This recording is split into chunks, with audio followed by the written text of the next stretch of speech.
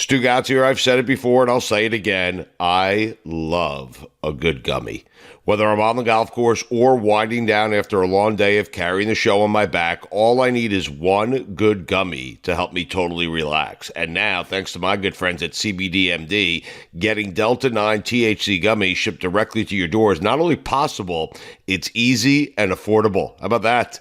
Every CBDMD Delta 9 gummy is packed with 10 milligrams of THC per gummy, and let me tell you, buddy, they work. CBDMD also has Delta 9 microdose capsules that feature 1 milligram of THC, so it's easy to enjoy them whenever, wherever. And listen, I know it's easy to get confused with all the different Deltas out there, but Delta 9 THC is the same good old-fashioned THC we've all known and loved for years. To learn more about Delta 9 and everything else CBDMD has to offer, just head to cbdmd.com/Dan. Once again, that's cbdmd.com/Dan for information, education, and the best damn gummies you've ever had. Must be 21 years or older to purchase Delta 9. Welcome to the Big Suey, presented by DraftKings. Why are you listening to this show? The podcast that seems very similar to the other Dan Le Batard podcast. I'm sorry, I'm not going to apologize for that. In fact, the only difference seems to be this imaging. I have been tempted in restaurants just walking past tables to grab somebody's fries that if they're just there. That hasn't happened to you guys? I've done it. And now, here's the marching man to nowhere, Fat Face, and the habitual liar. Sports documentaries, Stugotz, are exploding, and they can be niche documentaries, or they can just be Facing Nolan, which is getting very high ratings right now as a documentary, and it's just Facing Nolan Ryan. And I feel like everyone today that comes out of a bullpen is throwing as hard as Nolan Ryan. In the ninth inning. Sorry. In all of the innings, any that come out of the bullpen, you've got guys. Nolan Ryan was throwing 100 when no one was throwing 100. In the ninth. Nolan Ryan was throwing 100 when others were throwing 90. Facing Nolan, Billy, is that something that is going to lure you wanting to watch Nolan Ryan throw inside on people? Because even though there are guys throwing 100 now, there aren't many guys throwing 100 and purposely trying to intimidate you by throwing it under your chin. Chin music. Thank you. Any interest in Facing Nolan, the documentary? I thought you meant like me facing him now. No. You get a hit. No. Alpha Nolan now? How old is he? Is he still with us? Yes, he's still with us. Yes. You would get a hit off of Nolan now, I think. I don't know. Do you think I would? Let's think about this. How fast do you think Nolan Ryan throws right now? He's got to be 70, He's 75. Yeah. What did he top out at? 100-something. Yeah, but that was like that many years ago. How hard do you imagine a 75-year-old Nolan Ryan throws at 75? I would say for one at bat, just one at bat. Like, so he has to throw maximum 7 to 8 pitches. Unless right? I foul some off. Right. Yeah. I would say he could still throw it low 90s.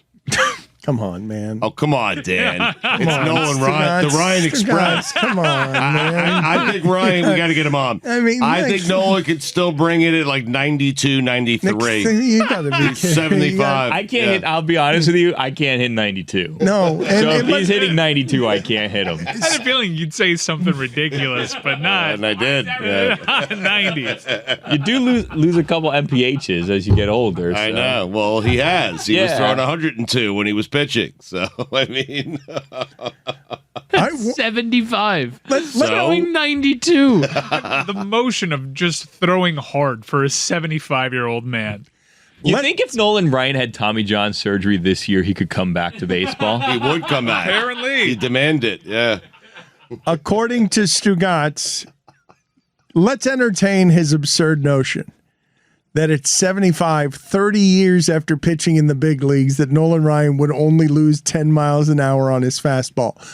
Let's entertain it. A 75-year-old Nolan Ryan throwing 10 miles per hour faster than a 38-year-old Jamie Moyer did. Okay. I do, Mike. He didn't retire that long ago. I think Ryan was like 55 when he actually retired. So He did not. No, it was 45.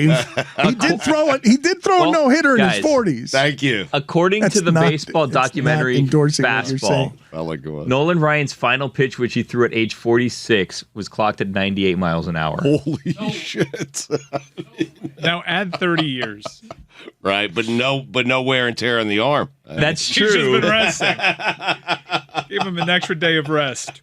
Nolan Ryan threw out the first pitch at a Rangers game this was 12 years ago, and he threw it hard, and he clocked in at 85. Right. So But he wasn't trying. This was 12 years ago. That's Grooved really it in. impressive. Yes. So at 63, he threw 85. There's a suggestion but in that. grooving it in though. Well, Stugotz, this is going to be good for you. There's a suggestion in that same documentary, Fastball, that Nolan Ryan hit 108 miles per hour. Get out of here. What? I believe that Nolan Ryan was throwing harder than everybody else. I don't know that 108 miles an hour is something a human being has ever been able to do throwing a baseball. But Well, he did it. I mean, what he's is the human. least that I could surprise you with a 75-year-old being able to do something amazing? A former great. Who could I put in front of you guys dunking a basketball? Didn't Vince Carter just recently say he's ready to come back for another season? Vince Carter, after saying Insanity. on a couple of occasions that it wasn't dunking that was the problem, it was landing at a certain age that's the problem. Do you imagine that at 75, Dominique Wilkins can dunk? Like what? I saw a video of Dr. J dunking a couple of years ago, and he was in his 70s at the time. Yeah. That would be remarkable. Like, I don't believe that. Like Dr. J dunking in his 70s? Yeah. That's insane. And like for me, my standard for Nolan Ryan would just be reaching home plate at 75 years old. That is insulting. That is He would insulting. be so Very insulted by careful. that. You know what? The Punch better you in the face. 75. Jesus. No, I'd punch him on top Take of the it head. back now. Punch Robin Ventura in the face. He won't think twice. Nah, that to was punch more you. of a noogie. I think I wouldn't say that to his face, though. Whittingham, when he discusses this, I believe he might be closer to right than the idea that he can throw 90s in at 75 years old. Let's be clear. If Nolan Ryan could even throw at 82 miles an hour at this age, I still couldn't hit it. I could not hit an 82 But I mile don't an think hour he can pitch from throw Nolan Ryan. 82. I Yes, don't he think he can. loses 3 Yes, he miles an can. hour. Yeah, knock it off. I mean, You sound crazy. Dr. J said in an interview his last dunk was at 63. Quote, "I'm dunking donuts now." When was that quote? I saw a video of it. I saw a video too. Yeah. I also saw a video of Kobe jumping over a car that was driving right at him. The thing, though, is that, like, okay, Nolan Ryan would also be playing head games with me, right? Like, he wouldn't just be grooving it down the middle, throwing it as hard as he could. Like, he'd be trying to hit me with some of these pitches. But it'd be a 75-year-old trying to hit you with a 60-mile-an-hour fastball. did you see the pitch, Billy, that you're talking about? Like No. how effortless it was The for 108? Ryan? Yeah, no, the 85 at like 66. Like he was barely trying. Like he could bring the heat still, I'm telling you. Billy, it's him barely trying. Like he grooved it in. I'm on your side. yelling I at think he you. would It's strike weird. me out. We're allies here. Yeah. He's wearing khaki pants too. Billy just doesn't want to face him. Billy doesn't want to get put in one of these circumstances where he's suddenly facing a 75-year-old Nolan that Ryan. thing has zip on it, and he did barely. Chris is so right. He's wearing khaki pants. He had And to throw that in loafers. there. Imagine him with cleats on. My The God. catcher admitted afterwards that he split his pants because he was so unprepared for Nolan Ryan to throw 85 miles an hour. The catcher split his pants or Nolan Ryan split his No, pants? the catcher split his pants. I'd shit my pants. What is the age, if what Stugotz is saying isn't totally absurd, what is the age that I would have to put it at for it to be totally absurd? If you are willing to walk down the path of Nolan Ryan still throwing mid-80s at 75, I went low 90s. yeah, I know you did, but if you're willing to say that first pitch that he grooved, that he wasn't even trying on, was him 12 years ago, what age do you have? 100-year-old Nolan Ryan? Throwing in his 80s? Throwing in the 80s? Yes. I saw a picture the other day of Lou Piniella that made me so bad in a restaurant Sweet Lou. because He was in a restaurant and he looked every bit his years when I remember him as a baseball player who had jet black hair and as a manager who kept that jet black hair because he was clearly sticking his head in a sink filled with dye. And now he looks like an old man. And I'm guessing, how old is Lou Piniella? I want you to look up this photo of Lou Piniella. He's 78. Yeah. And you tell me whether you think that person, anybody 78 years old, that's my father's age. Harrison Ford is 80 years old. Get out of here. That can't be true. I couldn't get a hit off of him either. Harrison Ford is 80 years old. Your grandfather's action star. Pete Rose is 81, and I still think you can find the gap. Right. He'd Yeah, get a hit off he could go 1 for $4 tomorrow. against no question. Nolan Ryan. Yeah. It's Nolan Ryan. Let's get Triller on this. No, let's get Triller. Nolan Ryan Great shout. I'd love to see it. versus Pete Rose. If he gets a hit, he's in the Hall of Fame. Ryan Express versus Charlie Hustle. I mean, I get read it done. I read a stat the other day that Billy likes this. I have an idea for a new show called The Gatekeepers. And in The Gatekeepers, you have a game where you have these elderly people that didn't go into the Hall of Fame playing against the writers who kept them out of the Hall of Fame. And if they beat the writers that kept them out of the Hall of Fame, They get in? and the love writers it. lose their votes. Yes. I love that. But what's the competition? What games are they playing? Well, I was going to do baseball, but we can have all kind of tiddlywinks, whatever. It you're doesn't going to matter. put a baseball in Kurt Be like an Schilling's. American Ninja Warrior course. You're going to put a baseball in Kurt Schilling's hands and let him throw at me? Yeah, but he has to beat you. So if he's just hitting you with the ball over and over again, it's not going to go I well think he'd for do him. it and stay out of the Hall of Fame happily. He seems to care a lot about getting in. He would just hit Greg Cody in the back. Yeah. Well, he thinks he deserves to be in the Hall of Fame. I mean, Charlie Hustle is a confusing nickname. His name's not Charlie. It's Pete. Why was his name Charlie Hustle? That's Saul Goodman's nickname. Howard Hamlin calls him that in Better Call Saul. I didn't know there was like a But it was baseball thing. it had to be derivative of Pete Rose. There's only one Charlie His Hustle. name's It's- Jimmy in that show. What's the original Charlie Hustle? Charlie. right. I don't know. His name is Pete. Should be Pete. It Hustle. is a bit Petey confusing. Hustle. It shouldn't be Charlie Hustle. Peter on Hustle it. sounds good. I'm on it. I saw a stat the other day. Thanks for saying that on air, everyone who just backed me up in this room and then we just moved on. Thank you, guys. I Tony appreciate said that. Peter Hustle is his dad. And that's exactly right. Yeah. But you guys kept doing the bit, but you did it with your microphones on. Yeah. That's cool. Arguably fun that better way. that way. The internet says that in Fair. spring training of 1963, he was sarcastically nicknamed Charlie Hustle by Yankees Mickey Mantle and Whitey Ford after they watched him run to first on a walk. Rose won the second base job and went on to hit .273 and was voted Rookie of the Year. It's a sarcastic nickname, right? Yeah, yes. It's like look at this guy over here. Old Charlie Hustle is running to first base on a walk. Right. Like if Chris, if we were all in the break room eating and you were like, all right, guys, time to go do the show, we'd be like, thanks, Charlie Hustle. All right. But why? But he was so good that he turned it into his actual nickname non-sarcastically. Charlie Hustle. Well, he's and not in the Hall of Fame, so how good is he?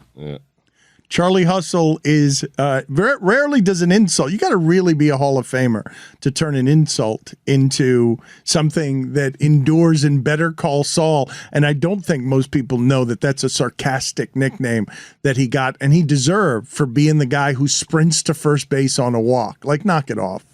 That's some look at me Louie stuff. Right. That's what it is. It's just look at this rookie. He thinks he's better than us. He's going to show us up by sprinting to first base. Oh, try hard over there. Congratulations on all your effort, Charlie Hustle. Yeah, it's like Mike's like, doing his job, executive producing the show, and I'm like, great job, Mikey Buttons.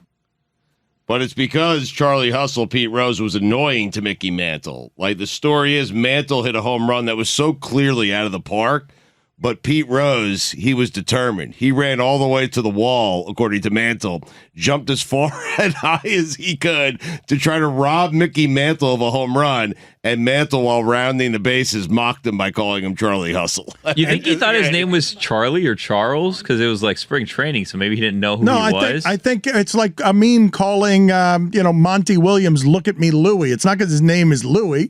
It's just look at me, Louie. I think Charlie Hustle, I think Mickey Mantle was upset because he was just drinking all the time. He's like, look at this guy actually trying. Right. This guy. Let the dead rest. It's insulting, though. When the Mick hit one out, you knew it was out. I mean, and Pete Rose, Charlie Hustle, still thinks he can go catch it. I mean, Besmirch Mickey Mantle's reputation. Very few people knew that he was a hard drinker. Too soon? yes. Too soon on Mickey Mantle? I could see Mickey Mantle being, I just hit that one 500 feet. What is this rookie in that terrible haircut who sprints to first base on walks trying to do? He's hustling. Have more hits than anyone ever in the history of the sport is what he was trying to do. Did you know that Whitey Ford died in 2020? I missed that one. Huh. He was 91. So how fast do you think Whitey Ford, a.k.a. the chairman of the board, how fast do you think he was throwing at 91? Stugotz, I believe this question is being posed toward Whitey you. Ford at 91. Did you know that he died? No. There was a lot going on that week. October 2020. Wasn't that when Trump had COVID? I would have guessed that Whitey Ford had died long before 2020. I would have thought that we had Same. lost him a long time I ago. thought he died like in the 80s before I was even alive. So Whitey Ford was never, he didn't bring it like Nolan Ryan. Wasn't a horn. Nobody brought it. No one in like, the history of baseball. Nobody brought it like Nolan Ryan. I would say Whitey Ford. What age, Mike? 91. I would say high 70s. So Jamie Moyer. You had you've got Whitey Ford at 91. Jamie Moyer's peak. Jamie Moyer's prime. You've got them being, I do. You got them being the same. Yeah. Tell me more about this gatekeepers concept, Billy. Imagine if Nolan Ryan developed a knuckleball at this age. Don't tell me he couldn't pitch in Major League Baseball for another 15 years. His fingers are probably all knuckles right now.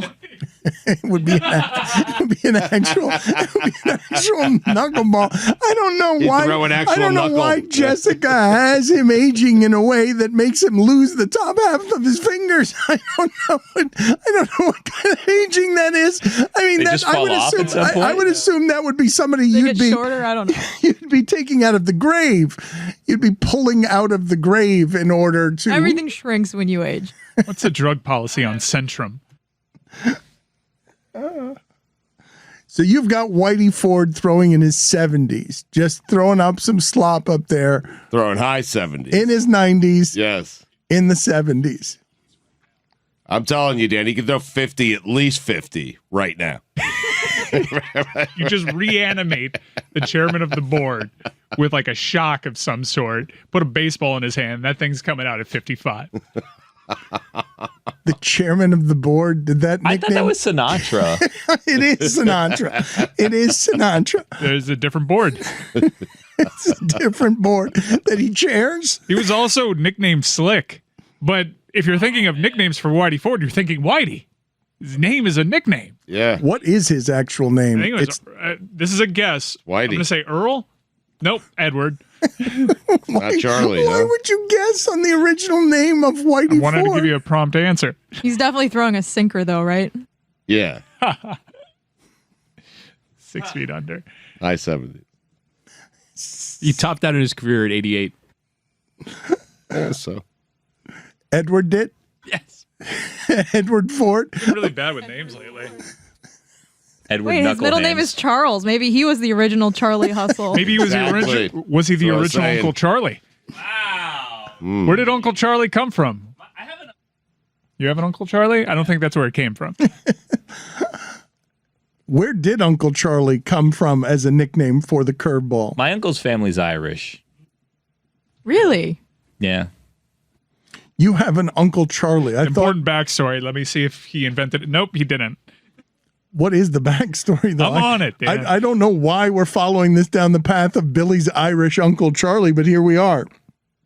The origins of the nickname Uncle Charlie was from, it's sometimes also called the Lord Charles. This is derived from the name of Harvard President Charles Eliot, who was opposed to the adoption of the curveball and considered it to be cheating. No surprise there, because Harvard was the curveball's original victim. Jesus Christ. And so they sarcastically called it Uncle I Charlie. love that. It's so petty. That is great. Stugotz here. I've said it before and I'll say it again. I love a good gummy.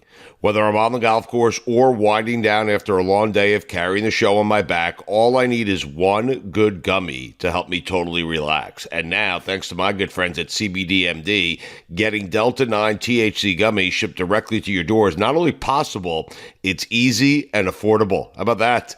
Every CBDMD Delta 9 gummy is packed with 10 milligrams of THC per gummy, and let me tell you, buddy, they work. CBDMD also has Delta 9 microdose capsules that feature 1 milligram of THC, so it's easy to enjoy them whenever, wherever. And listen, I know it's easy to get confused with all the different Deltas out there, but Delta 9 THC is the same good old-fashioned THC we've all known and loved for years. To learn more about Delta 9 and everything else CBDMD has to offer, just head to cbdmd.com/Dan. Once again, that's cbdmd.com/Dan for information, education, and the best damn gummies you've ever had. Must be 21 years or older to purchase Delta 9. When you shop at Walmart, you get it. Spend a little less on dorm must-haves. 8 a.m. class, 8 ounces of caffeine. A room that finally feels just like home. And create a space that's a little more you. With bedding from $5 and appliances from $9. Save money, live better. Walmart. Dan Le Batard. I don't want to be too extreme on this, but he failed America. Stugotz. Okay, very good. This is the Dan Le Batard Show with the Stugotz. We are presented by DraftKings Sportsbook, an official sports betting partner of the NFL. Download the DraftKings Sportsbook app today and use code DAN for a special offer when you sign up. That's code DAN only at DraftKings Sportsbook. This human being has been recommended to me as an endless, entertaining source of crazy stories. And as Shark Week is something that we celebrate around here every year. I don't know if celebrate is the right verb, but regardless, Shark Week is something that fascinates us. You've got a new podcast out, and it is Reunion, Shark Attacks in Paradise. And Duane is with us because this story has a lot of layers. The most interesting part, or I guess the most salacious part, is why the hell are sharks behaving in a way that they have not behaved before, when our animal expert, Ron McGill, is always telling us, hey, it's overstated, the shark attack, the sharks don't want to attack you. But here, evidently, they do want to attack you. And it's because the earth is changing, I think, and the sharks are mad. And animals in general want their stuff back, and they'd like us to leave them alone. So if I have any of this wrong, you explain it to me, Dan, because you have many stories here that I wish to unearth and bring to the audience, because the shark is a misunderstood creature, but you aim to understand it some, and we have ruined the shark, correct? That we've pissed off the shark. We've definitely ruined the shark. Yep. I mean, we've ruined everything, but we've definitely ruined the shark. And the sharks are pissed for sure. And they should be pissed. What is the backstory? How did it get? Tell us how it is that you ended up in paradise studying shark attacks. Oh, man. Well, I live in California. I surf in California. I think a lot about sharks in California. I'm going to go surfing later today, and I'm going to be sitting on my board thinking about sharks. But and I've been thinking about Reunion for a long time because world-class wave, beautiful French island, croissants, killer coffee, French people. It's a pretty nice spot. And about 10, 11 years ago in 2011, they'd always had some shark attacks. They were always kind of like Florida or California, anywhere else, once in a while, chomp. But out of the blue in 2011, the numbers just went through the roof. And then kind of 2012 and then 2013. And if you were someone like me whose Google News feed is all sort of geeked out with, with surf news, man, just one story after another kept popping up. And it started to be like, what on earth has changed? How did the world go crazy around Reunion Island?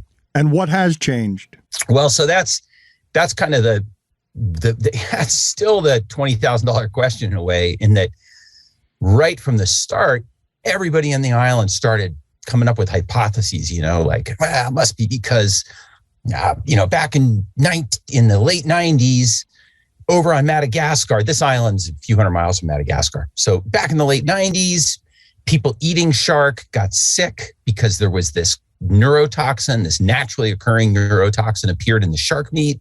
So the French government banned all shark fishing on Reunion Island to protect people as like a public safety measure. No more commercial shark fishery, no more shark curry, because we have to protect people. So one of the arguments was, well, that, good idea. No more killing sharks. So suddenly we have a lot of sharks. But there were a bunch of other theories and kind of how those played out over the years. That's part of the, that's an interesting story too. Well, tell us about it. What, for example, what clashing cultures will I find if I'm telling the layered story that is beyond the shark attack story?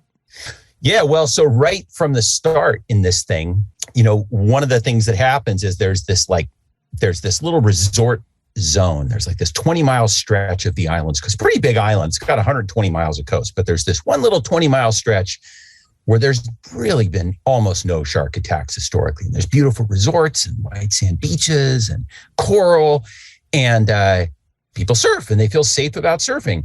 Well, that's where these attacks just started banging one after another in 2011. And that popped open this kind of cultural split on the island between, there's a couple of different ways to describe the split, but, or sort of the first layer is just between people who felt like, between like surfers and ocean sports people who are saying, hey, something has really changed. Something super freaky is going on.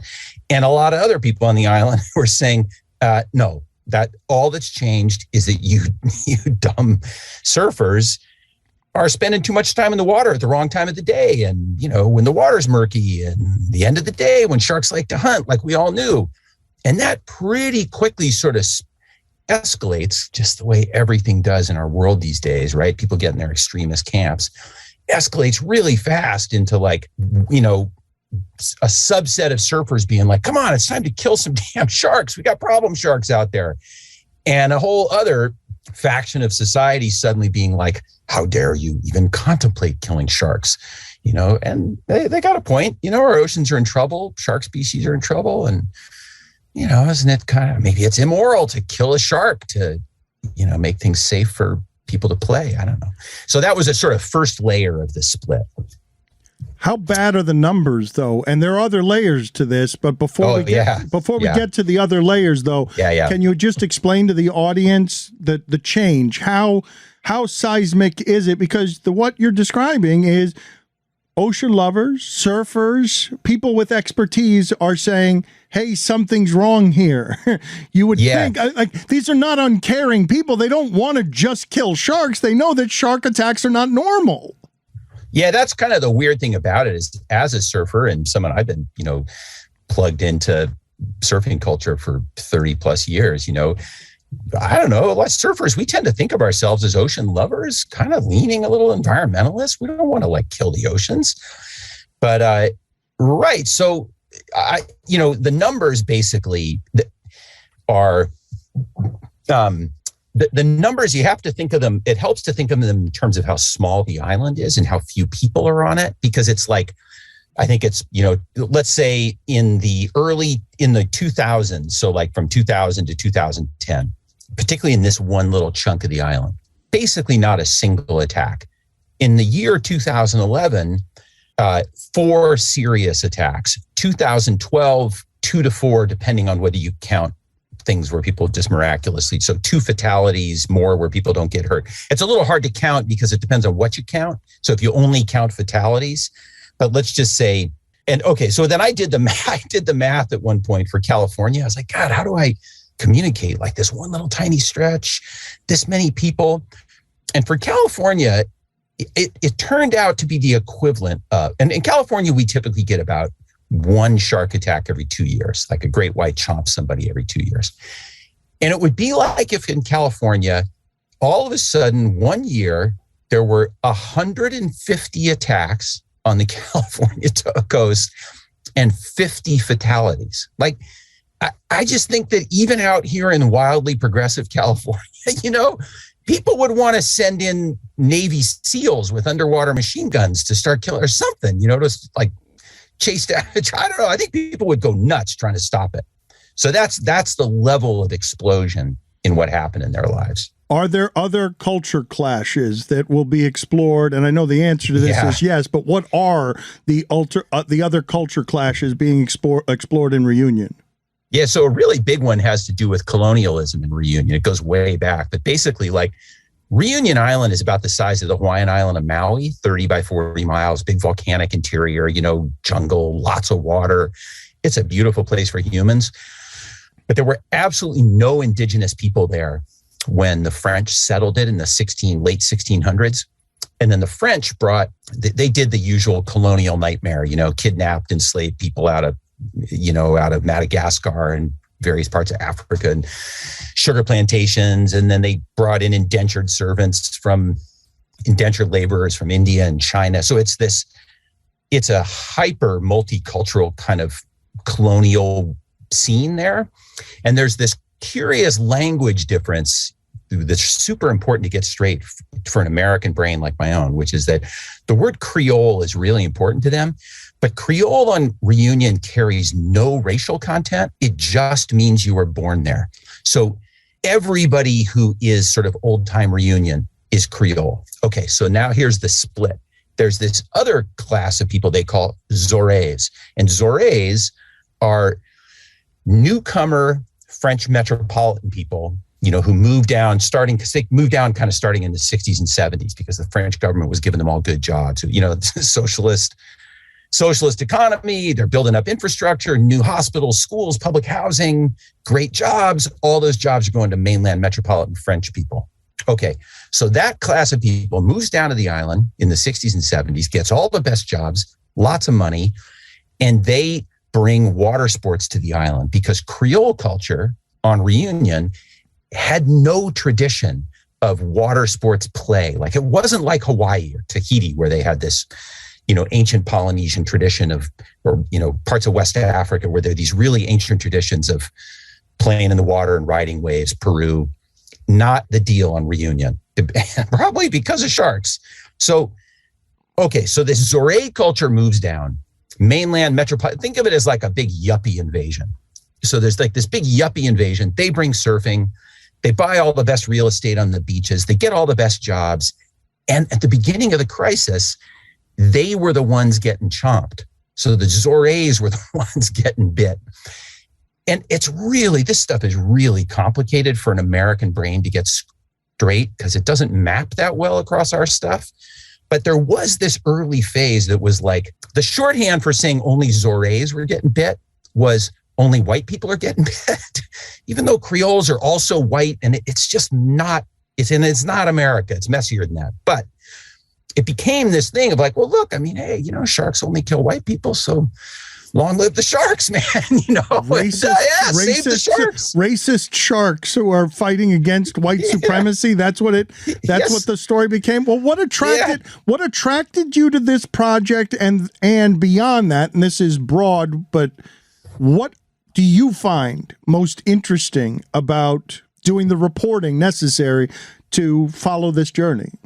Well, a big part of it for me was that it just challenged all these assumptions of my own. Like like I said, I surf in California. I'm in the water all the time. I do think about great white sharks, but man, I certainly wouldn't want anybody going out and killing great white sharks to make me a little bit safer every time I go surfing. I'm like super into the environment and the sea otters and all this stuff. And then when I kind of tuned into what was going on there and what surfers were going through and what the whole island was going through, it was kind of like, wow, I don't know, man, this doesn't, there was a whole strain of the environmentalist conservationist movement on the island, which normally that's my people, I'm into that.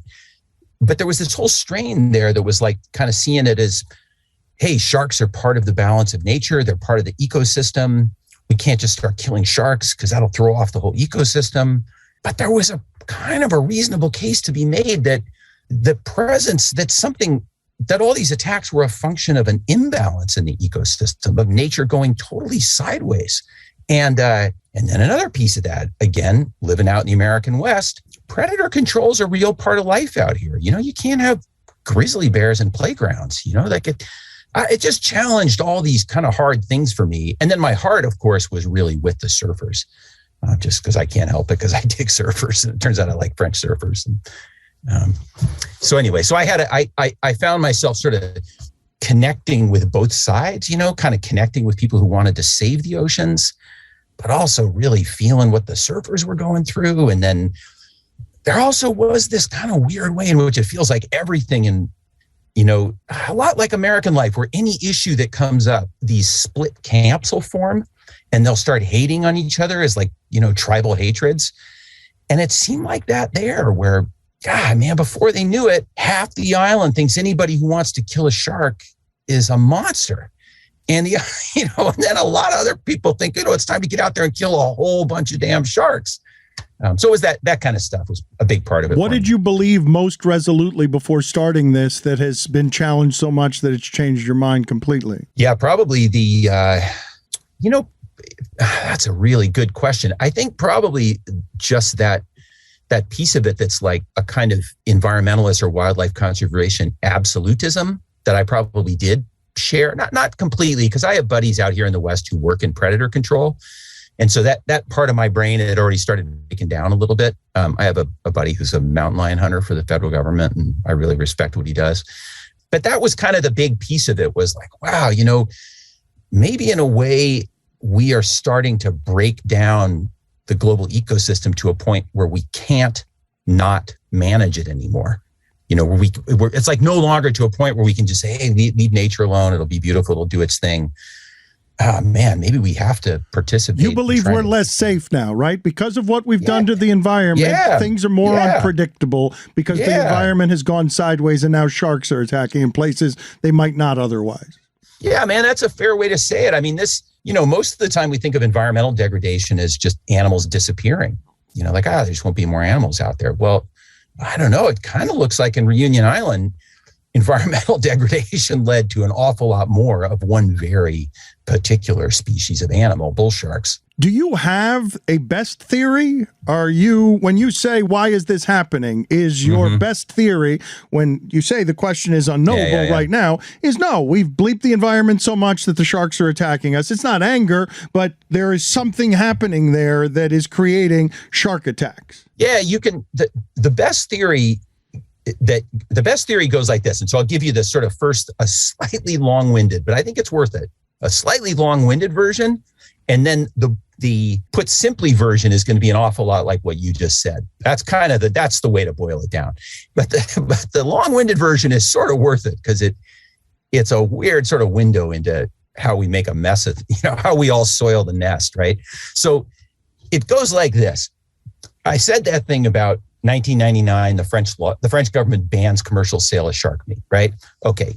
2006, the French government then creates this marine wildlife sanctuary on the West Coast. Also, like, I'm into that. I love a marine wildlife sanctuary. That's my kind of place. But I don't know. Okay, maybe a little good for sharks, but all right.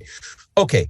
At the same time, we all know, we've all heard death of the oceans, industrial fishing trawlers are out there, raping the seas of vast amounts. That's happening in the Indian Ocean. So maybe something's going on where giant fishing trawlers are emptying out the ocean. And so bull sharks are moving closer to Réunion where nobody will fish them. And there's this marine reserve that's kind of maybe making there a little more food. Well, at the same time, it turns out, because we're all into beach lifestyle, the French are building condos on that same coast. And they're getting into surfing and there's surf schools.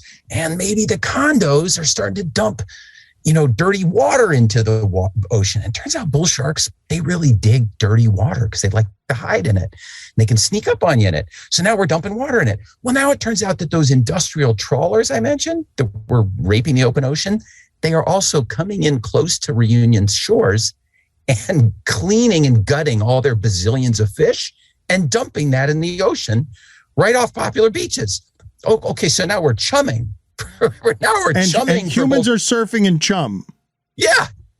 So there's like kiddie surf schools going on in chum, right? So you put all this together. I mean, there are a few other factors and factoids that are a little less fun to talk about. But yeah, it's kind of like we just soil the nest with really unintended consequences. Do you explore how horrific a shark attack can be? Because this is what people during Shark Week don't actually use it. Well, I shouldn't be generalizing this way. Yes, it can be informational, but it's also salacious. How much are you covering the horrors of a shark attack?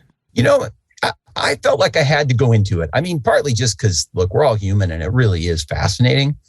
But also because, you know, it's an important part of the story because, like, Florida, for example, shark attack capital of the world in terms of total numbers, right? I think you probably know the number better than I do, but isn't it something like in 2021, there were 28 shark attacks in Florida? Those are almost all bull shark attacks. Not a single fatality. In Réunion Island, it was, so that's a 0% fatality rate at 28 attacks in 1 year. On Réunion Island at one point, the fatality rate of these attacks was 50%. Half of them were fatal. And the other half, an awful lot of them involved like amputations or multiple amputations. So that it's not just there wasn't just a lot of nibbling going on Réunion. There were like limbs scattering, body parts scattering. And that's not typical in the world. So like when shark conservationists say, hey, you know, that's not really what happens. Sharks they're not hunting us. They're just making a mistake when they nibble us. That's all real. That's like that. They're right. That's legit for 99.9% of the world's shark human encounters.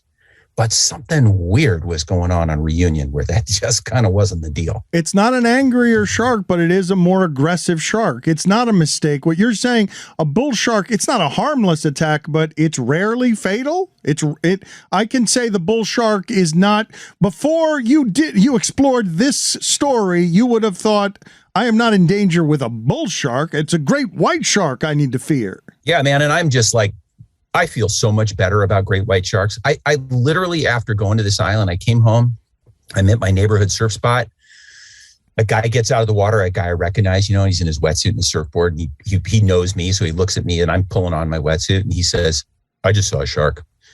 And I'm like, dude, really? In the water? He's going, huh? I said, is that why you get out? Got out of the water? He goes, yeah.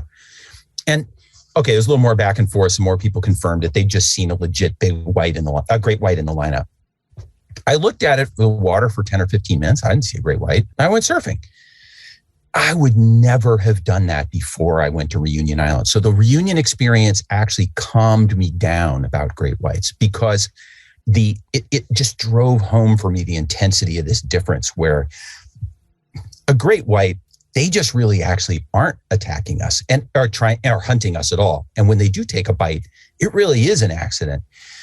And if they don't bite us in half, and you know, then we typically just need 200 or 300 stitches, you know, and then we're good. And like there was a triathlon guy out for his open water swim recently in California. This guy got bit by a 20-foot great white. This is a megalodon, right? This is a giant animal.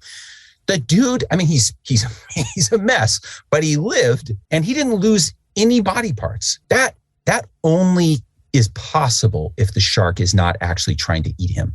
Because that's a shark that can bite like an elephant seal in half without trying, right? So on the bull shark thing, what I started to feel was like, you can say a great white and other species, they have these like target animals that they're hunting. You know, they're like the great whites, they're really going for seals, sea lions, marine mammals. Bull sharks are totally opportunistic predators. They'll eat kind of just any organic animal tissue, living or dead. You know, they'll eat chicken carcasses that are floating down a river. They'll eat turtles. They'll just eat anything. So they're not actively hunting humans, but I think it's reasonable to say that they're not hunting humans. They're just like swimming around looking for stuff to bite. The name of the podcast, Réunion Shark Attacks in Paradise. You could get a lot more information on this just by checking it out because he is doing the work. He's talking to locals. He's doing a lot of the reporting required for a layered story that isn't just about shark attacks. What are you proudest of in this project? You know, the part I'm really proudest of is how we were able to connect with people on the island. You know, we went and spent some time there and got to know people.